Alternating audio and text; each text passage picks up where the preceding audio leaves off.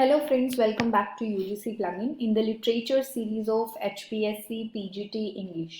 मैं उम्मीद करती हूँ कि हमारी स्ट्रैटेजी वीडियो आपको हेल्पफुल रही होगी एंड आपने उसके अकॉर्डिंग अपना टाइम टेबल भी बना लिया होगा। हम भी कोशिश करेंगे कि इन लास्ट 10 डेज में मैक्सिमम क्वेश्चंस आपको विद एक्सप्लेनेशन सॉल्व करवा दें। आपके कमेंट्स भी आए हुए हैं कि मैम मैराथन शुरू कर दो, इंपॉर्टेंट क्वेश्चंस हमें सॉल्व करवा दो। तो हमारी पूरी कोशिश रहेगी कि हम आपको सारे important questions in last 10 days में सॉल्व करवा दें। हमने ऑलमोस्ट सारा लिटरेचर पोर्शन कवर कर लिया है अपने पिछले वीडियोस में। हमारा अमेरिकन लिटरेचर पेंडिंग है, उसके लिए आप लोगों ने रिक्वेस्ट भी किया था कि अमेरिकन लिटरेचर के ऊपर भी एक वीडियो बनाया जाए, जिसे हम आज कवर कर लेंगे। अमेरिकन लिटरेचर वैसे तो अपने कॉलोनियल पीरियड में भी लिखा जा रहा था, जब कॉलोनी था अमेरिका, यूएस, यूके का, ब्रिटेन का। जैसे हम लोग कॉलोनी थे वैसे अमेरिका भी एक कॉलोनी था ब्रिटिशर्स की। बट उस टाइम पे ब्रिटिशर्स लिख रहे थे एंड वो जनरली अपनी ग्लोरी के बारे में लिखते थे। सही अमेरिकन लिटरेचर की बात करें तो वो शुरू हुआ था अमेरिकन रेवोल्यूशन के बाद। अमेरिकन रेवोल्यूशन के बाद जो है अमेरिका को ज़रूरत थी एक नेशनल इमेजिनेशन की, जिसमें कि अमेरिका की अपनी एक पहचान हो। इस टाइम पर चार बड़े ऑथर्स हुए, वॉशिंगटन इरविंग उनमें से एक हैं, विलियम कलन है, जेम्स फैनीमोर कूपर है, इनका नाम आपने सुना होगा, एंड एडगर एलन पो हैं। ये चारों जो है इन्होंने लिखना शुरू किया, जिसमें कि अमेरिकन आइडेंटिटी हमें दिखाई दी, वहाँ के जो नॉर्म्स हैं उसके बारे में इन्होंने लिखना शुरू किया। इसके बाद जो है लिटरेचर की हर विधा में अमेरिका ने ग्रो किया, चाहे वो पोइट्री हो, नॉवेल्स हो, ड्रामा हो। हमारे सिलेबस में 19th एंड 20th सेंचुरी के राइटर्स हैं, तो हम उनको कवर करेंगे। उनमें से 20 इम्पॉर्टेंट राइटर्स की लिस्ट मैं आप लोगों के लिए लेके आई हूँ यहाँ पर। ब्रिटिश लिटरेचर की तरह ही अमेरिकन लिटरेचर को कैसे पढ़ा जाता है उसको भी एजेस में डिवाइड करके पढ़ा जाता है।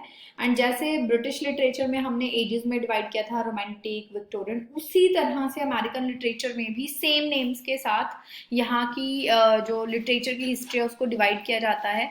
तो हम आज कवर करेंगे 19th एंड 20th सेंचुरी, जिसमें आपका romantic as, Victorian age, modern age and post modern age आता है। सो चारों एजेस के सारे इंपॉर्टेंट ऑथर्स को करेंगे। 20 ऑथर्स मैंने लिस्ट में रखे हैं, वो सारे मैं आपके साथ डिस्कस करूंगी। रोमांटिक एज की बात करें, रोमांटिक एज में हमारे पास 6 ऑथर्स हैं। 6 ऑथर्स के एक एक दो दो वर्क्स हैं जो इम्पोर्टेंट हैं। सबसे पहले जो इम्पोर्टेंट है वो है हरमन मैलविले। हरमन मैलविले का मोबी डिक एक बहुत फेमस नॉवल है।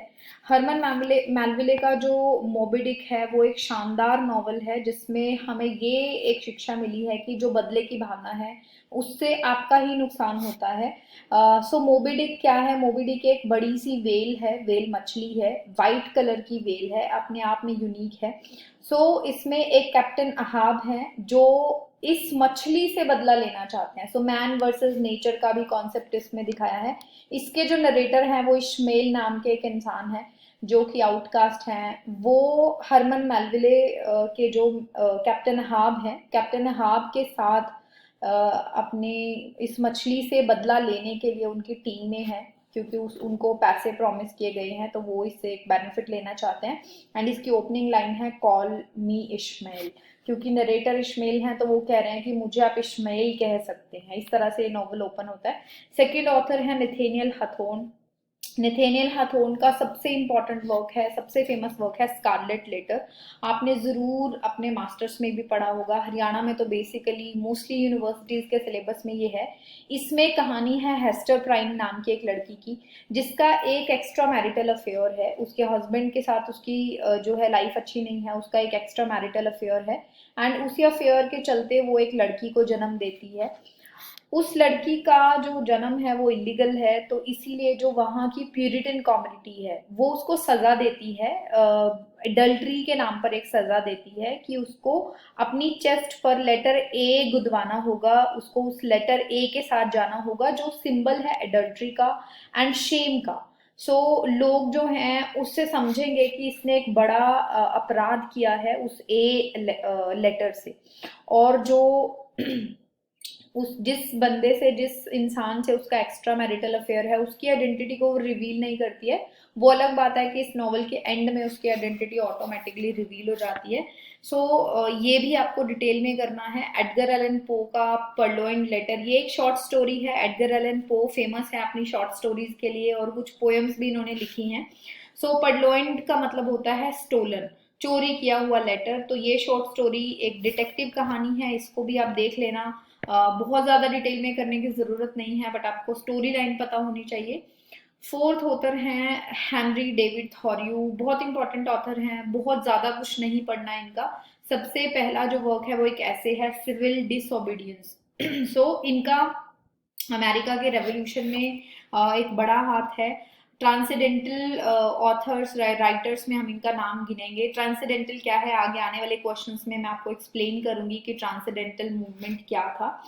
सो इनका जो सिविल डिसोबीडियंस है उसमें इन्होंने आर्ग्यू किया है कि जो देश की गवर्नमेंट है, देश की गवर्नमेंट के पास देश के लोगों से ज्यादा विजडम एंड जस्टिस नहीं है। सो एक तरह से वो प्रोवोक कर रहे हैं लोगों को, सिटीजन्स को, देश के जो सिटीजन्स हैं, कि अगर आपके साथ कहीं आपको इनजस्टिस फील हो रहा है तो आपको नॉन वायलेंट तरीके से उसका प्रोटेस्ट करना चाहिए। सो इनकी जो थ्योरीज हैं, इनकी जो फिलॉसफी है, उसका डायरेक्ट इम्पैक्ट महात्मा गांधी के ऊपर भी पड़ा था। उन्होंने भी इनको रीड किया था, पढ़ा था। तो उनका जो, इनकी जो फिलॉसफी है उसका इम्पैक्ट हमें महात्मा गांधी के माइंडसेट पर देखने को मिलती है। सेकेंड जो इनका वर्क है वो है वोल्डन। वोल्डन क्या है, वोल्डन एक पोंड का नाम है, एक तालाब का नाम है। यहाँ पर इन्होंने 2 साल 2 महीने 2 दिन का समय बिताया था। इस पोंड के आसपास एक कॉटेज बनाकर ये रहते थे। मैसाशूट नाम की जगह पर एक ये जगह है जंगलों में। सो ये एक एक्सपेरिमेंट करना चाहते थे कि अगर इंसान सोशलाइजेशन से निकल जाए, अगर वो जंगलों में या नेचर के बीच में रहे, क्या उसका सर्वाइवल पॉसिबल है। सो इन्होंने उस चीज को प्रूव किया है कि नेचर में रहने के कितने सारे बेनिफिट्स हैं। आप एक सिंपल लाइफ जीते हो, आपका नेचर के साथ जो कनेक्शन है वो आपकी इनर सेल्फ को और ज्यादा निखारता है, आपको बताता है कि आप कौन हैं। सो वोल्डर में बेसिकली इनके ही एक्सपीरियंसेस हमें दिखाई देते हैं। सबसे इंपॉर्टेंट पोइटस हैं एमिली डिकिंसन इस एज की, इस टाइम की। एमिली डिकिंसन ने बहुत सारी पोएम्स लिखी हैं, बट हमारे पास टाइम कम बचा है, तो ये 5 पोएम्स बहुत इंपॉर्टेंट है। इनकी बेसिक सी समरी आप देख लेना, ओपनिंग एंडिंग लाइंस देख लेना। एमिली डिकिंसन जो है उनको नन ऑफ एमरेस्ट भी कहा जाता है, ये भी आपसे क्वेश्चन पूछा जा सकता है, नन ऑफ एमरेस्ट। एंड ये 5 पोएम्स आप जरूर देख लेना। इनकी लाइफ में जो इनकी लाइफ थी उसका इम्पैक्ट भी इनकी पोइट्री के ऊपर हमें दिखाई देता है। लास्ट ऑथर हैं इस एज के वॉल्ट विटमैन। वॉल्ट विटमैन भी एक इम्पॉर्टेंट पोइट हैं। उन्होंने लीव्स ऑफ ग्रास नाम से एक पोइट्री कलेक्शन लिखा है, एंड उसमें से ही सॉन्ग्स ऑफ माई सेल्फ आपको करना है। सॉन्ग्स ऑफ माई सेल्फ एक लंबी पोएम है 1300 लाइन्स की, बट आपको इसका बेसिक आइडिया समझना है कि ये किसके बारे में है। And O captain my captain, इसकी ओपनिंग लाइन से इंपॉर्टेंट है, एंडिंग लाइन से इंपॉर्टेंट है। ये जो पोएम है डेडिकेट की गई है या लिखी गई है यूएस के प्रेसिडेंट अब्राहम लिंकन की डेथ के ऊपर। सो ये भी आपका एक क्वेश्चन बनता है कि ये किसको कहा गया है, ओ कैप्टन माई कैप्टन, ये अब्राहम लिंकन को कहा गया है। अब्राहम लिंकन उस टाइम पर यूएस के प्रेसिडेंट थे। रोमांटिक एज के ये 6 ऑथर करने हैं। और विक्टोरियन एज की बात करें तो उसमें 2 मेन नॉवलिस्ट हैं, Henry James and mark Twain. Henry James का पोर्ट्रेट ऑफ अ लेडी आपको डिटेल में करना है। मार्क ट्वेन के दोनों नॉवेल्स की समरी बेसिकली आपको करनी है, adventures of Tom Sawyer and adventures of Huckleberry Finn. So Tom Sawyer का ही नेक्स्ट पार्ट है हकलबरी फिन, जिसमें कि दिखाया मेन जो है इनका हकलबरी फिन है। हक फिन भी इनको कहा जाता है शॉर्ट में। एक छोटा बच्चा है, दिखाया गया है कि किस तरह से उसके जो फादर हैं वो शराबी हैं और उसकी मारपिटाई करते हैं। उनसे बचने के लिए कैसे वो एक दिन अपनी ही डेथ का झूठा नाटक करते हैं और वो चले जाते हैं। एंड फिर उनका जो एडवेंचर शुरू होता है, उनको कौन कौन मिलता है, उनको एक स्लेव भी मिलता है रास्ते में। एंड वो सारी चीजें हैं कि उस एडवेंचर के थ्रू उस टाइम की सोशल कंडीशंस के बारे में भी मार्क ट्वेन हमें बताना चाहते हैं। मॉडर्न एज में हमारे 7 राइटर्स जो है मैंने लिखे हैं। विलियम फॉकनर का एक ही वर्क करना है, साउंड एंड फ्यूरी। ये थोड़ा सा कॉम्प्लेक्स नॉवल है, इसको समझना थोड़ा सा मुश्किल है। बाकी इस एज में हम पोइट्स को देखेंगे, ड्रामेटिस्ट को देखेंगे, नॉवलिस्ट को देखेंगे। तो साउंड एंड फ्यूरी कर लेना। अर्नेस्ट हेमिंग्वे के 3 जो वर्क्स हैं, sun also rises, farewell to arms and old man and the sea. जो मेन इंपॉर्टेंट है, तीनों हैं, but old man and the sea देख लेना, इसको नोबेल प्राइज मिला था एंड बहुत ही सुंदर सी कहानी है। आगे आने वाले क्वेश्चंस में हम इस कहानी को भी डिस्कस करेंगे। एफ स्कॉट फिट्जरॉल्ड का जो मेन सबसे इंपॉर्टेंट वर्क है वो है ग्रेट गैट्सबी। ग्रेट गैट्सबी की समरी आपको डिटेल में करनी है। ये रिलेटेड है उस टाइम के जैज एज से, रोरिंग 20 से। तो बहुत सारी चीज़ें हैं जो सोशल कंडीशंस उस टाइम की थी, वो इस नॉवल में कूट कूट के भरी हैं ऑथर ने। हमें बहुत डिटेल में पता चलेगा कि अमेरिका में उस टाइम पर क्या चल रहा था। टेंडर इज द नाइट का सिर्फ टाइटल देख लेना। ये जो टाइटल है ये आया है कीट्स की एक पोएम से, ओ टू नाइटिंगेल से। ओ टू नाइटिंगेल के कोटेशन से ये टाइटल लिया गया है, इसलिए इम्पोर्टेंट है, तो ये टाइटल आपको याद रखना है। टेनेसी विलियम के 2 प्लेज हैं। टेनेसी विलियम ने लिखा है स्ट्रीट कार नेम डिजायर, इसको जरूर से इसकी समरी देख लेना। Cat on a hot tin roof, ये दोनों प्लेज आपको देखने हैं। आर्थर मिलर के भी दोनों प्लेज आपको देखने हैं। ऑल माई सन्स आर्मी से रिलेटेड है। डेथ ऑफ ए सेल्समैन, एक सेल्समैन की कहानी है कि किस तरह से उसकी जो लाइफ है वो हमेशा एक प्राउड में रहता है सेल्समैन होने के, बट उसकी जो लाइफ है वो उतनी भी प्राउड वाली नहीं है, एंड किस तरह से उसके दोनों बच्चे जो हैं वो सक्सेसफुल नहीं होते हैं एंड उसका जो भाई है वो सक्सेसफुल है। तो इस तरह की कहानी है। यूजिन ऑनिल का हेयरी एप इम्पॉर्टेंट है। हेयरी एप को भी आपको डिटेल में देखना है। रॉबर्ट फ्रॉस्ट तो आपने पढ़ा ही होगा अपने मास्टर्स में, बहुत इंपॉर्टेंट पोइट हैं, बहुत बहुत इंपॉर्टेंट पोइट हैं। चारों ही पोएम्स उनकी बहुत इंपॉर्टेंट हैं, बहुत इंपॉर्टेंट लेसन्स के साथ हैं।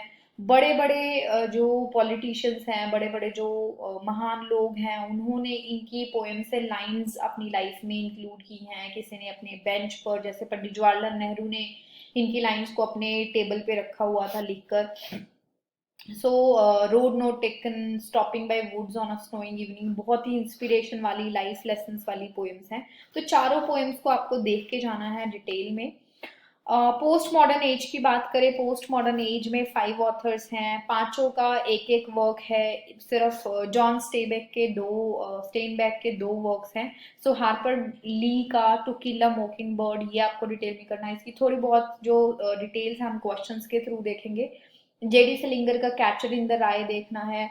जॉन स्टेनबैक का आपको of mice and man and the grapes of rats देखना है। जोसेफ हेलर का कैच 22 एंड एडवर्ड एल्बी की जू story and who is afraid of Virginia wolf, दोनों प्लेस आपको देखने हैं। Who is afraid of Virginia wolf में वर्जीनिया वुल्फ का कोई रोल नहीं है, कोई जिक्र नहीं है, बस ऐसे ही टाइटल है। सो ये 20 ऑथर्स आपको डिटेल में करने हैं। अब हम आगे चलेंगे, नहीं तो वीडियो बहुत लंबा हो जाता है। तो हम आज अमेरिकन लिटरेचर के इम्पॉर्टेंट क्वेश्चंस को भी देखेंगे, जिससे कि आपकी एक रिवीजन हो जाएगी। कुछ क्वेश्चंस मैंने रिपीट से डाले हैं, इसमें क्वेश्चंस की फॉर्म चेंज कर करके डाला है ताकि आपको ये पता चले कि क्वेश्चंस किस तरह से आ सकते हैं। फर्स्ट क्वेश्चन देखते हैं, who wrote the great Gatsby. Simple सा क्वेश्चन है, किसने ग्रेट गैट्सबी नाम का जो नॉवल है वो लिखा है। ये लिखा है एफ स्कॉट फिट्जरॉल्ड ने। एफ स्कॉट फिट्जरॉल्ड ने ये नॉवल लिखा है। नेक्स्ट क्वेश्चन है, which novel explores the racial and social issues in the southern United states during the 1930s। अब ये थोड़ा सा डेप्थ में हो जाता है, अगर आपने स्टोरी लाइन पढ़ी है, टाइम लाइन देखी है, तभी आप इस तरह के क्वेश्चंस को आंसर कर सकते हो। सो बेसिकली ये जो कहानी है ये टू किल अ मॉकिंग बर्ड की है। उसमें social issues and southern United states में 1930s में क्या हो रहा था उसके बारे में है। सो बेसिकली थोड़ा सा ब्रीफ मैं कर देती हूँ। एटिकस फिंच जो है एक लॉयर हैं, उनके बच्चे हैं, उनकी लॉयरशिप में उनको एक केस लड़ना होता है, तो वो डिफेंड कर रहे हैं टॉम रॉबिन्सन को, जो कि एक ब्लैक मैन है एंड उसके ऊपर एक फॉल्स आरोप लगा है कि उसने एक वाइट वुमेन का रेप किया है। सो ये उनको डिफेंड कर रहे हैं, जो कि इनको पता है कि जीतना बहुत मुश्किल है, क्योंकि अगर आपने अमेरिकन हिस्ट्री के बारे में थोड़ा भी देखा है, वहां पर ब्लैक्स की जो लाइफ है वो बहुत हेल थी। एक टाइम पर स्लेवरी पीक पर थी एंड जो ब्लैक लोग हैं उनकी कोई रिस्पेक्ट नहीं थी, उनको किसी भी तरह का इल्ज़ाम अगर लग जाता था तो उनके लिए कोई डिफेंड करने नहीं आता था। तो इस तरह की कहानी है। Who is known for his transcendental work Walden. So transcendentalism क्या होता है? ट्रांसेंडेंटलिज्म होता है एक लिटरेरी मूवमेंट अमेरिका में चला था 1820s एंड 30s के अराउंड, जब ब्रिटेन में आपका रोमांटिक एज चल रहा था। विलियम वर्ड्सवर्थ उस टाइम पर लिख रहे थे। ये जो है अमेरिका के न्यू इंग्लैंड नाम के एक गांव में। सो न्यू इंग्लैंड वहां पर एक जगह है। न्यू इंग्लैंड इंग्लैंड नहीं है, न्यू इंग्लैंड अमेरिका में एक छोटा सा गांव है। वहां पर ये जो ट्रांसेंडेंटल मूवमेंट चल रहा था, जिसमें कि जो ऑथर्स हैं वो लिख रहे थे कि नेचर कितनी डिवाइन है एंड नेचर में जाने से क्या क्या बेनिफिट्स होते हैं। सिमिलर काइंड का जो रेवोल्यूशन है वो हमारे ब्रिटेन में भी चल रहा था। सो ट्रांसेंडेंटल मूवमेंट का जो वर्क वॉल्डन है वो किसने लिखा है? हमने अभी डिस्कस किया था कि वॉल्डन में राल्फ वाल्डो एमर्सन की लाइफ के 2 साल 2 महीने 2 दिन का एक्सप्लेनेशन है। सो इसका आंसर रहेगा B. Which American poet wrote the road not taken. The road not taken एक बहुत ही ब्यूटीफुल सी पोयम है। So the road not taken लिखी है रॉबर्ट फ्रॉस्ट ने। अब होता क्या है, हमारी लाइफ में भी हमेशा दो पहलू आते हैं कि हमें उनके ऊपर डिसीजन लेना होता है, आइदर ये आइदर वो। इसी तरह से ऑथर ने सिंबलिक फॉर्म में दिखाया है कि वो एक यात्रा पर जा रहे हैं एंड उनके सामने 2 रास्ते हैं। एक रास्ता जो कि जिसके ऊपर बहुत सारी पगडंडियां बनी हैं और बहुत सारे पैरों के निशान हैं, जिससे पता लग रहा है कि इस रोड के ऊपर बहुत सारे लोग गए हैं। एंड एक है नोट टेकन, यानी कि उस रास्ते पर कोई चला नहीं है। सो ही इज कंफ्यूज कि मैं उस रास्ते पर चलूं जिस पर सब लोग चल के गए हैं, या मैं उस रास्ते पर चलूं जिस पर कोई भी नहीं चला है। तो हमारी लाइफ में भी बहुत बार ऐसे डिसीजन लेने की हमें ज़रूरत पड़ती है जिसमें हम कंफ्यूज हो जाते हैं। सो इसमें ऑथर वो वाला रोड लेते हैं that is not taken by anybody, जो कि हो सकता है आगे जाके बहुत हार्ड भी हो, बट उसमें जो लेसन्स मिलेंगे, उसमें जो आपको लाइफ के एक्सपीरियंसेस मिलेंगे, that will be different and हो सकता है आप उस रास्ते से किसी अच्छी मंजिल पर पहुंचे। नेक्स्ट क्वेश्चन है who is the author of the catcher in the rye. The catcher in the rye के जो ऑथर हैं वो है J D Salinger. A will be the answer. ये जो नॉवल है ये 16 साल के एक बच्चे का नॉवल है, बच्चे के की कहानी है जिसका नाम है होल्डन। होल्डन जो है वो एक रेवोल्यूशनरी काइंड ऑफ का बच्चा है। उसको स्कूल से निकाल दिया गया है। सो वो अपनी लाइफ में कैसे स्ट्रगल करता है, यंगस्टर्स के साथ अपनी लाइफ को कंपेयर करता है एंड यंगस्टर्स की लाइफ में कितना जो है ड्रामा भरा है, कितना दिखावा भरा है, उस सब से वो बचने की कोशिश करता है। द कैचर इन द राई की इस तरह की कहानी है। Which Harlem renaissance writer is known for the novel their eyes were watching God.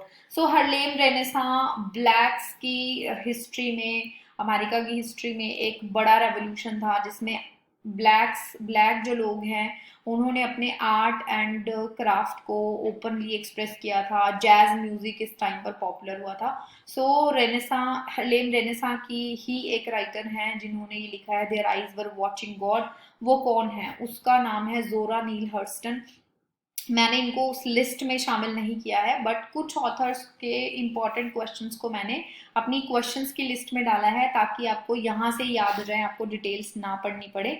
सो ये जो कहानी है ये जेन क्रोफोर्ड नाम की एक लड़की की कहानी है जिसकी 3 बार शादी हुई। पहली शादी एक लवलेस मैरिज थी जिस हस्बैंड को इसने इमीडिएटली छोड़ दिया था। सेकंड जो शादी है उसमें ये एंड तक रही, जब तक इसके हस्बैंड जिंदा रहे तब तक वो रही, बाद में उनके हस्बैंड की डेथ हो गई। थर्ड जो मैरिज है टी केक नाम के एक बंदे से इसने शादी की जो कि इसको अपने बराबर का समझता था, जो कि इसको कभी भी इस तरह से ट्रीट नहीं करता था that she is a female, जो कि उस टाइम पे फीमेल्स की कंडीशन अच्छी नहीं थी, स्पेशली ब्लैक वुमेन की।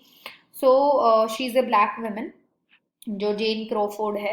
एंड जो थर्ड मैरिज है वो इसकी कैसे एंड होती है, जो टी केक है उसको रेबीज के अटैक्स हो जाते हैं एंड अपने बचाव में वो पागल हो जाता है टी केक, एंड अपने बचाव में उसे टी केक को मारना पड़ता है एंड इस तरह से उसकी थर्ड मैरिज में एंड होती है। सो एक तरह से हम ये कह सकते हैं कि बिल्डिंग स्टोमन है कमिंग ऑफ एज नॉवल हम इसको कहते हैं, यानी कि जो कैरेक्टर है हमारी उसकी लाइफ में कैसे ग्रोथ हो रही है, उसकी साइकोलॉजिकल ग्रोथ कैसे हो रही है, उस सारी चीज़ों का डिस्क्रिप्शन है। What is the title of Sylvia Plath's only novel? Sylvia Plath ने पोइट्री लिखी है, so she is a poetess, and उन्होंने भी सुसाइड करके अपनी जो है उनकी डेथ हुई थी। सो इन्होंने एक ही नॉवल लिखा है जो कि सेमी ऑटोबायोग्राफिकल है, the bell jar. A will be the answer, जिसकी हीरोइन है एस्थर ग्रीनवुड। एंड एक तरह से हम इसको भी रोमने क्लेफ कह सकते हैं। रोमने क्लेफ क्या होता है, मैंने पिछले लेक्चर्स में भी आपको बताया था। रोमनी क्लेफ होता है कोई ऐसा नॉवल जिसमें जो कैरेक्टर्स हैं, जो कैरेक्टर्स लिए जाते हैं, वो रियल लाइफ के किसी कैरेक्टर का ही नाम बदल के उसकी कहानी डाली जाती है ताकि किसी को ऑब्जेक्शन ना हो। सो यहाँ पर जो एस्थर ग्रीनवुड है वो रिप्रेजेंट कर रही है सिल्विया प्लैथ को, और सिल्विया प्लैथ की ही ऑटोबायोग्राफिकल ये वर्क है, सेमी ऑटोबायोग्राफिकल कह सकते हैं। एंड इसको हम बिल्डिंग्स रोमन या कमिंग ऑफ एज नॉवल भी कह सकते हैं, क्योंकि इसमें भी साइकोलॉजिकल ग्रोथ दिखाई है एस्थर ग्रीनवुड की। एंड इसमें इसकी जो मेन थीम है वो है सोसाइटल एक्सपेक्टेशंस की, विमेन से 1950s में किस तरह की एक्सपेक्टेशंस रखी जाती थी, एंड उसका जो प्रेशर है वो विमेन के ऊपर रहता था। उनको आज़ादी नहीं थी, एंड अगर आज़ादी थी तो एक वर्किंग विमेन एंड उसकी फैमिली, चिल्ड्रन, उन दोनों में उसको जो है अपने आप को बांटना पड़ता था, एंड बहुत सारी चीजें उनकी पीछे छूट जाती थी। तो इस तरह की कहानी है। In which work do we find Captain Ahab's obsessive quest for the white whale? कौन से वर्क में कैप्टन अहाब का ऑब्सेशन हमें दिखता है, उनकी क्वेस्ट, उनकी बदला लेने की एक वो दिखती है हमें, जुनून दिखता है वाइट वेल के साथ। तो ये जो कहानी है ये है मोबी डिक की। मोबी डिक की वो वाइट वेल है जिससे जो है कैप्टन अहाब लड़ाई करना चाहते हैं, उससे बदला लेना चाहते हैं। इसमें एक शिप का नाम आप याद रख लो, पीकविट। सो ये कुछ इंपॉर्टेंट डिटेल्स हैं जो मैं क्वेश्चंस के साथ आपको बता रही हूँ।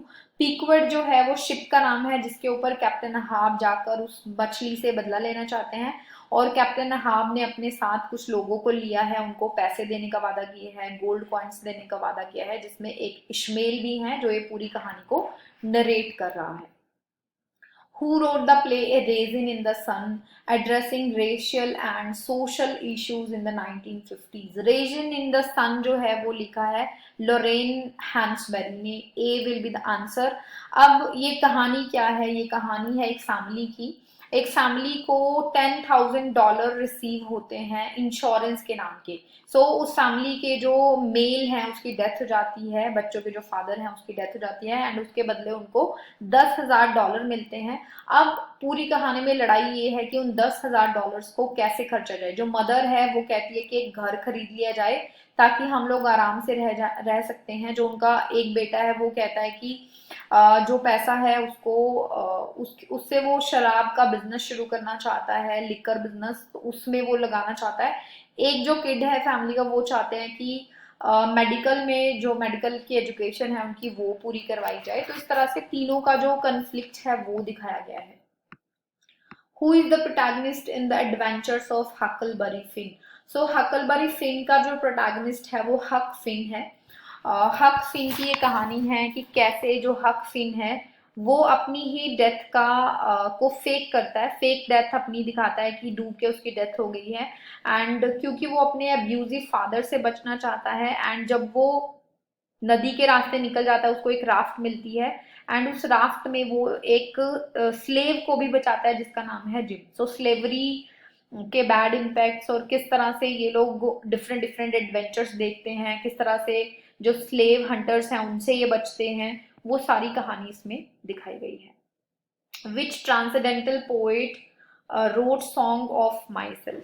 सो वोल्ट विटमैन ने लिखा है song of myself. 52 sections हैं इस पोयम के और 1300 लाइन्स हैं। इसमें कोई राइम या रिदम नहीं है, और इस पोएम को लिखने के पीछे आइडिया क्या है? सेल्फ एंड ह्यूमन नेचर, ठीक है, ह्यूमैनिटी एंड खुद के नेचर को जानना, खुद को नेचर से जोड़ना, इस तरह की ये पोयम है। इसकी समरी आप जरूर पढ़ के जाना। What novel by John Steinbeck explores the lives of migrant workers during the Great Depression? Great Depression के दौरान माइग्रेंट्स की लाइफ के बारे में, माइग्रेंट वर्कर्स के बारे में किसकी कहानी है? जो कहानी है वो है the Grapes of Wrath, B will be the answer. Who wrote the Scarlet Letter, a novel set in 17th century Puritan Massachusetts? So ये जो कहानी है द स्कारलेट लेटर, मैंने आपको बताया था, पीछे भी इसकी कहानी बताई थी. सो नेथेनियल हथोन ने ये कहानी लिखी है, हेस्टर प्राइन की ये कहानी है. And next question है, which African American poet is known for her work during the Harlem Renaissance and wrote Caged Bird? ये भी मैंने अपनी लिस्ट में नहीं डाला, इनको भी माया एंजेलियो ने लिखा है केज्ड बर्ड. माया एंजेलियो की कहानी, बायोग्राफी आप कभी पढ़ना, आपको टाइम मिले, बहुत ही इंस्पिरेशनल कहानी है. एक ब्लैक वुमन है, कितना स्ट्रगल उन्होंने अपनी लाइफ में देखा एंड कैसे वो अपने आप में एक फर्स्ट ब्लैक फीमेल डायरेक्टर बनी. उन्होंने बड़े बड़े पॉलिटिशियंस के साथ, बड़े बड़े रेवोल्यूशनिस्ट के साथ काम किया एंड अपनी एक पहचान बनाई. और इनकी जो पोएम्स हैं उनको आज भी पढ़ा जाता है, एक इंस्पिरेशन माना जाता है, specially for women. What is the title of F. Scott Fitzgerald's first novel exploring the jazz age? अब jazz age क्या है? जैज वर्ड बहुत बार आपको अमेरिकन लिटरेचर में सुनने को मिलता है. जैज एक म्यूजिक होता है, एक जैज डांस फॉर्म होती है. सो जैज एज क्या है? 1920s एंड 30s में जब जैज म्यूजिक एंड जो डांस है, जैज डांस है, वो वर्ल्ड वाइड बहुत पॉपुलर हो गया था. इस टाइम पीरियड को कहते हैं जैज एज. सो एफ स्कॉट फिट्जराल्ड का कौन सा जो नॉवल है, वैसे तो इनके दो नॉवेल्स हैं जो इस थीम के साथ, जिसमें ये थीम एक्सप्लोर होती है, बट फर्स्ट कौन सा है? फर्स्ट है the side of paradise. The side of paradise, A will be the answer. Who wrote The Sun Also Rises, a novel capturing the disillusionment of the lost generation after World War One? So the sun also rises जो है वो Ernest Hemingway का novel है.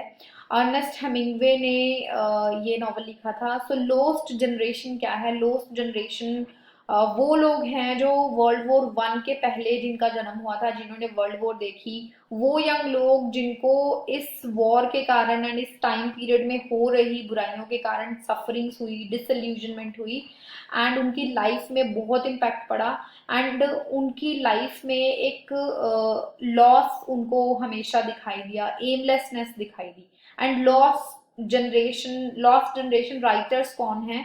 जो इन्हीं themes के ऊपर लिखते हैं, लॉस के बारे में लिखते हैं, एमलेसनेस के बारे में लिखते हैं. ठीक है. तो एजरा पाउंड ने एक बार कहा था कि you all are lost generation. So lost generation word जो है वहां से आया था. नेक्स्ट क्वेश्चन है, which American author wrote the short story the tell tale heart? Tell tale heart भी एक शॉर्ट स्टोरी है, फेमस है. हमें इसे डिटेल में नहीं करना, बट हमें इसका नाम पता होना चाहिए. सो ये जो स्टोरी है एडगर एलन पो ने लिखी है. एडगर एलन पो की शॉर्ट स्टोरीज के नाम आपको पता होने चाहिए. डरने की बात नहीं है, मैंने इन क्वेश्चंस में एडगर एलन पो की सारी इंपॉर्टेंट स्टोरीज को डाला है, तो आप यहाँ से ही उनको कवर कर लेंगे, आपको अलग से पढ़ने की जरूरत नहीं पड़ेगी. In which novel does Jack London depict the harsh life of a dog named Buck during the Klondike Gold Rush? So एक डॉग की कहानी है जो एक डोमेस्टिक डॉग है एंड उसको किडनैप कर लिया जाता है एंड वो फिर अपने सर्वाइवल के लिए क्या क्या करता है, इस तरह की कहानी है. और ये जो कहानी हमें मिलती है कॉल ऑफ द वाइल्ड में मिलती है. So B will be the answer. Who wrote the play The Glass Menagerie, a memory play reflecting on the author's own family?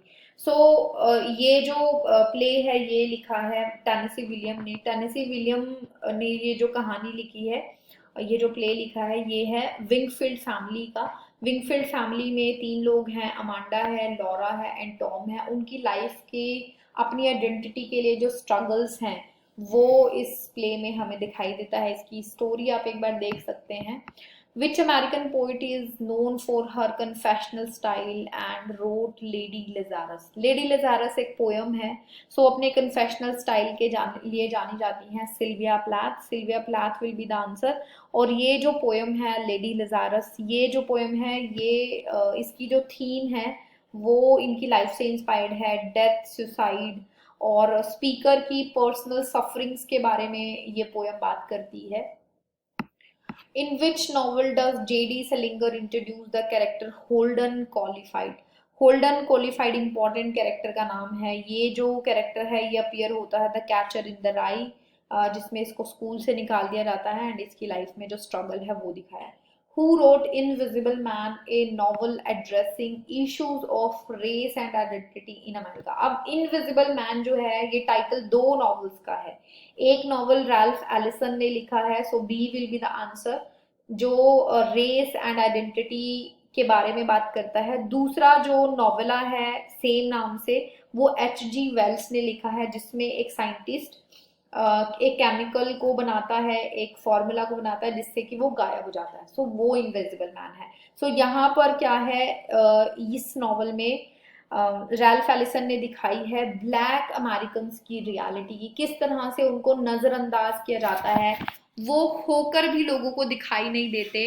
ये एक ऐसा नहीं है कि वो सच में इनविजिबल हो गए हैं, बट कैसे लोग जो है उनको देख नहीं पाते हैं, उनकी सफरिंग्स को, उनकी लाइफ में जो प्रॉब्लम्स है उनको देख नहीं पाते हैं। सो एक कैरेक्टर के थ्रू, एक स्टूडेंट के थ्रू उन्होंने ये कहानी दिखाई है कि एक स्टूडेंट को किस तरह से बहुत सारी चीज़ों को फेस करना पड़ता है because he is black. Next question है, which American playwright is known for who is afraid of Virginia Woolf and a delicate balance? So ये दोनों ही कहानियां किसने लिखी हैं? ये लिखी हैं एडवर्ड एल्बी ने। सी विल बी द आंसर। इसमें who is afraid of Virginia wolf important है। इसमें एक ट्रबल्ड मैरिज यानी कि कपल के आपस में ट्रबल की कहानी है। मार्था एंड जॉर्ज उन दोनों का नाम है। मार्था एंड जॉर्ज की लाइफ में किस तरह का स्ट्रगल है, वो दोनों जो हैं प्रोफेसर्स हैं एंड किस तरह से उनकी लाइफ में प्रॉब्लम्स हैं, मैरिज के जो ट्रबल्स हैं वो इसमें दिखाए हैं। In which novel does F Scott Fitzgerald explore the decadence of the roaring twenties? So roaring twenties क्या है, ये नाम भी आपने बार बार ये वर्ड सुना होगा जब आप अमेरिकन लिटरेचर पढ़ते हैं। सो 1920s का ये टाइम है। इसमें ना बहुत कुछ हो रहा था अमेरिका में, बहुत कुछ अच्छा हो रहा था। इकोनॉमिकली जो है प्रोस्पैरिटी आ रही थी, सोशल एंड कल्चरल चेंजेस हो रहे थे अच्छे सेंस में, एक सेंस ऑफ ऑप्टिमिज्म पूरी कंट्री में फैल रही थी। इसके अलावा जैज म्यूजिक जो है वो फेमस हो रहा था, और जो ब्लैक लोग हैं उनको, वो भी अपनी आइडेंटिटी के लिए कुछ ना कुछ कर रहे थे। हर्लेम रेनेसा की भी शुरुआत हो रही थी। तो इस टाइम पर बहुत कुछ हो रहा था। जो रोरिंग ट्वेंटीज है उसका डिस्क्रिप्शन एफ स्कॉट फिट्जरॉल्ड के दो नॉवेल्स में दिखता है, बट यहाँ पर जो आंसर है वो है द ग्रेट गैट्सबी।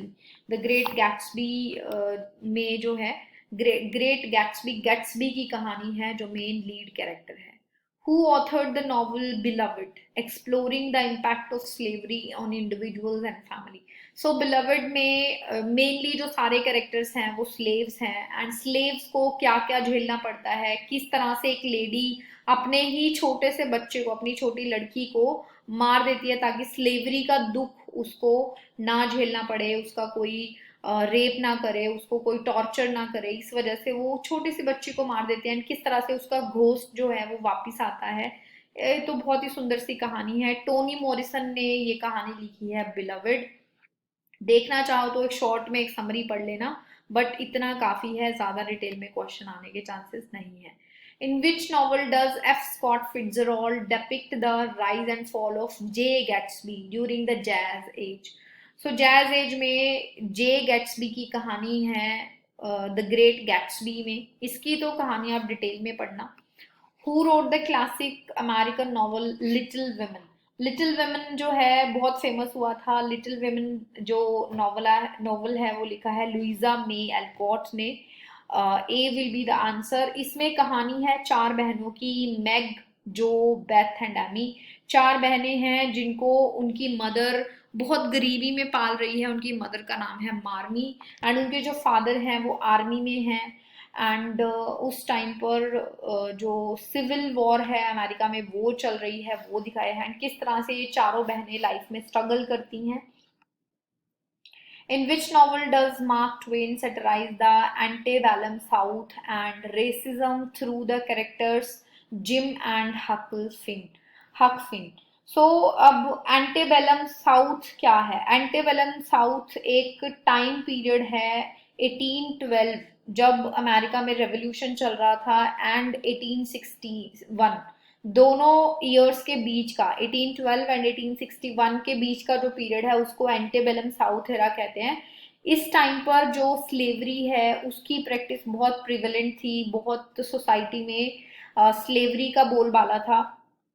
1861 में जो है सिविल वॉर हुई थी अमेरिका में, अपनी ही अंदर लड़ाई चल रही थी। 1812 में जो है रेवोल्यूशन चल रहा था। दोनों टाइम पीरियड के बीच का जो पीरियड है उसको हम एंटीबेलम साउथ एरा कहते हैं। एंड रेसिज्म, रेसिज्म तो आपको पता ही है, ठीक है। सो रेसिज्म भी उस टाइम पर था। क्लास, क्रीड, रेस, कलर, ये सारी चीजें उस टाइम पर बहुत पीक पर थी। और ये जो चीजें हैं मार्क ट्वेन के कौन से नॉवल में हमें दिखाई देती है, एडवेंचर्स ऑफ हकलबरी फिन, क्योंकि उसमें जिम जो है वो एक स्लेव है एंड हक जो है वो उसको लेकर जाता है एंड उसको बचाने की कोशिश करता है। ये दिखाता है कि जैसे वो स्लेव नहीं है, क्योंकि उस टाइम पर अगर कोई स्लेव भाग जाता है और अगर लोगों को शक होता है कि ये स्लेव था, लोग उसको पकड़ के फिर से स्लेव बना लेते थे।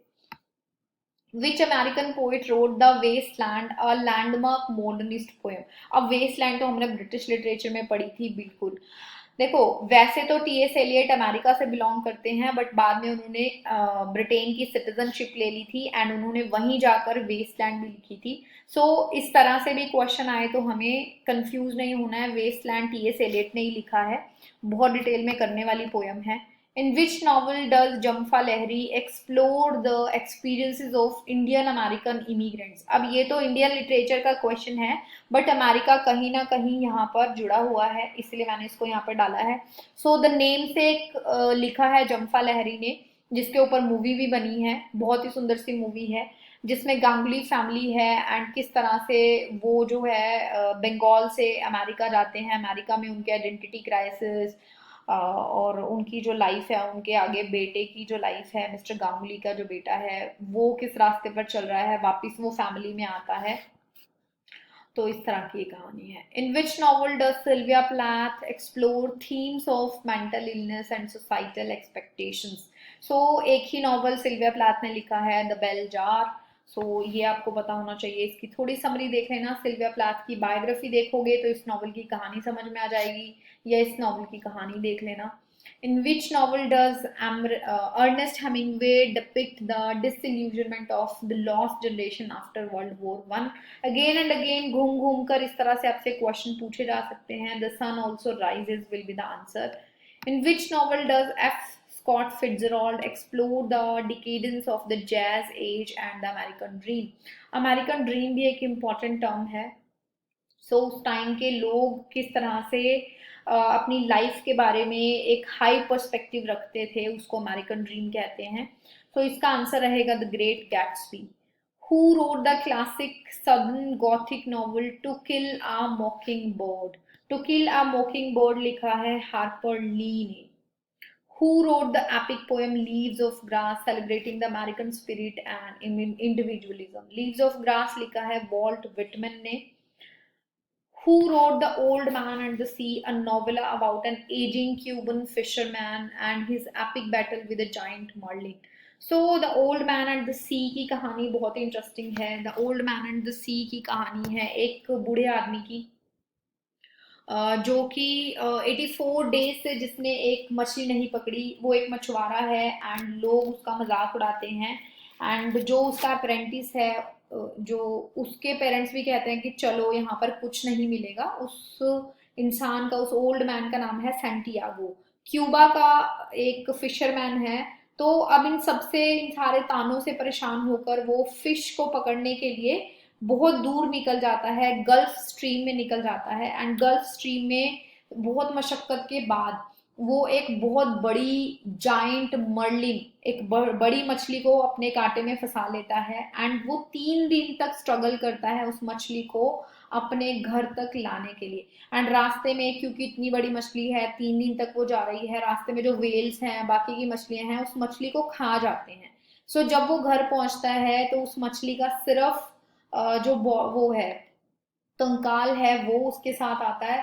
बट उससे कोई फर्क नहीं पड़ता। जब लोग इतनी बड़ी मछली का कंकाल देखते हैं तो वो समझ जाते हैं that he is the real fisherman and लोग उसकी प्रेज करते हैं एंड फिर उसके बाद वो रेस्ट करता है। एंड ये एक छोटी सी कहानी है, इसको नोबेल प्राइज भी मिला था, इसको भी आप एक बार देख लेना। In which novel does John Steinbeck explore the lives of itinerant ranch workers during the Great Depression. So इसका आंसर रहेगा ऑफ माइस एंड मेन। ये भी सुंदर सी कहानी है, इसको भी एक बार देख लेना। विच American author is known for his works set in the fictional Yoknapatawpatava county exploring southern history and culture। इसका आंसर आपका रहेगा विलियम फॉकनर। विलियम फॉकनर ने ये फिक्शनल टाउन बनाया था योकनापटावा, एंड उसने ही वर्कर्स के बारे में ये लिखा है। In which novel does Harper Lee address racial injustice in the American South through the character of Atticus Finch? Atticus Finch कौन से नॉवल में आता है? The to kill a mockingbird, जिसमें कि वो एक लॉयर है एंड वो एक ब्लैक मेल का केस लड़ रहा है।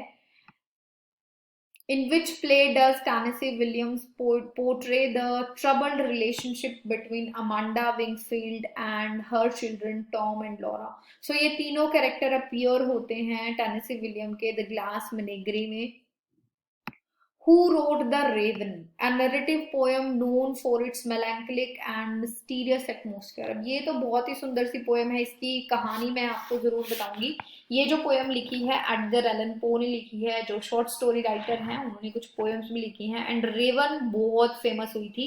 अब इसमें कहानी है एक ग्रीविंग मैन, यानी कि एक इंसान जो बहुत दुख में है एंड वो अपनी बिलवड लेनोरे की याद में उसकी डेथ को मोर्न कर रहा है, उसके दुख में है, एंड बहुत ही ठंड के दिन है, दिसंबर का टाइम है, स्टॉर्मी नाइट है, स्टॉर्म्स बाहर चल रही हैं, एंड वो अपने घर में अपने कमरे में बैठा एक किताब पढ़ रहा है ताकि वो अपनी बिलवड को भुला पाए। तभी उसकी विंडो से एक रेवन, एक कौवा वहां पर आता है, एंड वो बार बार एक ही वर्ड बोलता है, नेवर मोर नेवर मोर। पहले तो जो नरेटर है उसको वो बहुत एंटरटेनिंग लगता है, बट बाद में उसको उसका जो दुख है वो बढ़ जाता है, क्योंकि उसको लगता है कि जैसे ये जो रेवन है ये कह रहा है नेवर मोर, कि तुम अपनी बिलवड को कभी भी भूल नहीं पाओगे, एंड वो और ज्यादा गम में डूब जाता है। तो सुंदर सी ये पोएम है, इसकी समरी आप देख लेना, लॉन्ग पोएम है। Who is the author of The Sound and the Fury, a modernist novel known for its complex narrative? The sound and the fury complex सा एक नॉवल है, बहुत सारे कैरेक्टर्स हैं, मल्टीपल पॉइंट ऑफ व्यूज हैं, flashbacks हैं, past में और प्रेजेंट में कहानी मूव करती रहती है, और पास्ट के फ्लैशबैक्स के थ्रू ये कहानी सुनाई जा रही है। सो ये जो नॉवल है ये लिखा है विलियम फॉकनर ने। A will be the answer. In which novel does Nathaniel Hawthorne explore the consequences of sin and guilt in Puritan society? sin and guilt के क्या consequences होते थे प्यूरिटन सोसाइटी में? आपको बताया था मैंने कि एक लेडी जो है उसका एक्स्ट्रा मैरिटल अफेयर है हेस्टर प्राइम का, उसी की कहानी है। सो ये जो कहानी है द स्कारलेट लेटर। स्कारलेट क्या होता है? चमकदार। सो पहले के जमाने में प्यूरिटन लोग जो हैं सजा इस तरह से देते थे, जैसे अगर आपने बेन जॉनसन का देखा है, उसके अंगूठे पर टी लिखवा दिया गया था जब उन्होंने किसी का मर्डर कर दिया था, एंड जो हेस्टर प्राइन है उसके कपड़ों पर, उसके चेस्ट पर ए गुदवा दिया गया था, एक स्कारलेट चमकदार लेटर उनको दे दिया गया था पहनने को, ताकि हर किसी को पता चले कि उन्होंने गुनाह किया है। In which work does Emily Dickinson explore themes of death, immortality and nature in her unique poetic style? Emily Dickinson ने कौन से वर्क में ये थीम्स रखी हैं? सो उनका कलेक्शन ऑफ पोइट्री है selected poems of Emily Dickinson. D will be the answer. Which American author wrote The Grapes of Wrath, depicting the struggle of a migrant family during the Dust Bowl? सो ये भी मैंने बहुत बार इसमें लिखा है, important है इसलिए बार बार लिखा ताकि आपको याद हो जाए। जॉन स्टेनबैक ने ये वर्क लिखा है। In which play does Tennessee Williams depict the psychological struggle of Blanche DuBois in New Orleans? So main character है ब्लांचे डुबोइस, ए स्ट्रीट कार नेम डिजायर की। वो एक टीचर है, एंड किस तरह से उसकी लाइफ में पैसे का स्ट्रगल चल रहा है, वो अपनी सिस्टर के घर पे आके रहती है, एंड उसको मिस जज किया जाता है उसके एक्शंस की वजह से, एंड स्ट्रगल उसकी लाइफ का दिखाया है। Who wrote The Old Man and the Sea, a novella that earned its author the Nobel Prize in Literature? Old Man and the Sea के जो author हैं वो हैं अर्नेस्ट हेमिंग्वे। ये एक नॉवेला है। Who is known for his dark tale including The Fall of the House of Usher? ये भी बहुत सुंदर सी शॉर्ट स्टोरी है। आप चाहो तो एक बार देख लेना कि किस तरह ये भी भूत वगैरह इसमें दिखाए हैं, चुड़ैलें दिखाई हैं। And the tell tale heart, ये मैंने आपको ऑलरेडी बता दिया है। ये दोनों शॉर्ट स्टोरीज जो हैं लिखी हैं एडगर एलन पो ने। At the beginning of the catcher in the rye Holden finds himself. Holden को क्या पता चलता है नॉवल के शुरू में ही कि उसको स्कूल से निकाल दिया गया है। A will be the answer, expelled from school. When the novella the Old Man and the Sea opens, how long has it been since Santiago last caught a fish? So Santiago ने कितने दिन से मछली नहीं पकड़ी है इस कहानी में? इसका आंसर है 84 डेज। 84 डेज से उसने कोई मछली नहीं पकड़ी थी एंड जिसकी वजह से पूरे टाउन में उसका मजाक बना हुआ था। सो इस तरह से इन डेप्थ क्वेश्चन भी आ सकते हैं। और उसको उस मछली को, मर्लिन को लाने में कितने दिन लगे थे? 3 दिन का स्ट्रगल था उसका।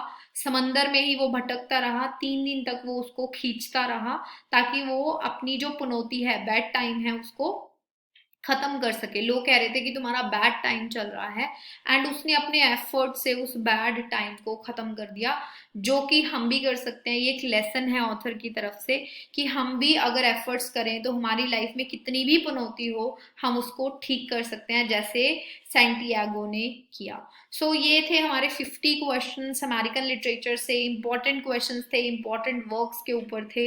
आपको थोड़ी थोड़ी स्टोरीज भी मैंने बता दी हैं, बट आपको डिटेल में भी इनको देखना है। अगर आपने देख ली है तो आप और 50 क्वेश्चंस इसके ऊपर सॉल्व करना। कुछ लोगों ने, कुछ स्टूडेंट्स ने मुझे क्वेश्चन पूछा है कि मैम क्वेश्चन कहाँ से सॉल्व करें। देखो, क्वेश्चन कहाँ से सॉल्व करें, अगर आपके पास कोई बुक है लिटरेचर की, आप वहाँ से सॉल्व कर सकते हैं। आप कोई बुक खरीद सकते हैं मार्केट से, आप इंटरनेट से क्वेश्चन ले सकते हैं, बशर्ते कि आप उन क्वेश्चंस को ध्यान से चेक करें, क्योंकि कुछ साइट्स ऐसी हैं जिस पर गलत आंसर्स मेंशन हैं।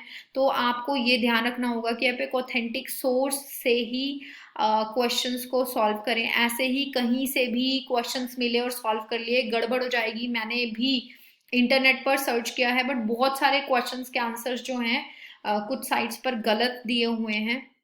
तो आप कुछ अच्छी ऑथेंटिक साइट से देखें। स्पार्क नोट से भी क्वेश्चंस आपको मिल सकते हैं। आप चाहें तो हमारे पोर्टल से भी क्वेश्चंस खरीद सकते हैं। हमारी भी एक टेस्ट सीरीज है, आप उसको ले सकते हैं। बट अगर आपका अपने आप से कोई जुगाड़ हो रहा है, आप वहां से भी कर सकते हैं। मैं आपको ये नहीं कह रही हूँ कि आप हमारे यहाँ से ही खरीदें। अगर आपके पास कोई भी बुक है जिसमें बहुत सारे क्वेश्चन हैं, आप वहां से सॉल्व करें। ऐसा नहीं होता कि हम कोई चीज़ खरीदेंगे तभी हमें जो है बेस्ट चीज़ मिलेगी। बट हाँ, अगर आपके पास कोई अच्छी बुक है, आपके पास कोई प्रीवियस ईयर पेपर्स हैं, आप वहाँ से लिटरेचर के क्वेश्चन सॉल्व करें। और बाकी हम तो आपको करवाएंगे ही, और भी क्वेश्चंस मैं आपके लिए लेके आऊँगी। मिक्स क्वेश्चंस, अभी तो हम एक टॉपिक वाइज कर रहे हैं। इंडियन हमने कर लिया, अमेरिकन कर लिए, एज वाइज हमने ब्रिटिश लिटरेचर से कर लिए, शेक्सपियर से कर लिए, और शेक्सपियर के और भी क्वेश्चंस हम सॉल्व करेंगे। इसके अलावा भी आपकी कोई और रिक्वायरमेंट है, आप प्लीज़ मैसेज करना। राइटिंग सेक्शन के ऊपर भी आप लोगों ने हमें रिक्वेस्ट किया था कि क्वेश्चंस लेके आएँ। वो जनत मैम से हमने बोल दिया है, वो उसके लिए वीडियोस बनाएंगी। एंड ग्रामर के कुछ टॉपिक्स उन्होंने करवा दिए हैं, कुछ और टॉपिक्स वो लेकर आएंगे आपके लिए। थैंक यू सो मच, हमारे साथ जुड़े रहिएगा और वीडियोज़ के लिए। आप लोग जब कमेंट करते हैं हमें बहुत अच्छा लगता है, हमें मन करता है कि हम आपके लिए और वीडियोस बनाएं। तो थैंक यू सो मच, आप लोग हमें इतना प्यार दे रहे हैं, आप हमें कमेंट्स करके बता रहे हैं कि आपको हमारे वीडियोस अच्छे लग रहे हैं। Thank you so much. Stay connected with UGC plugin.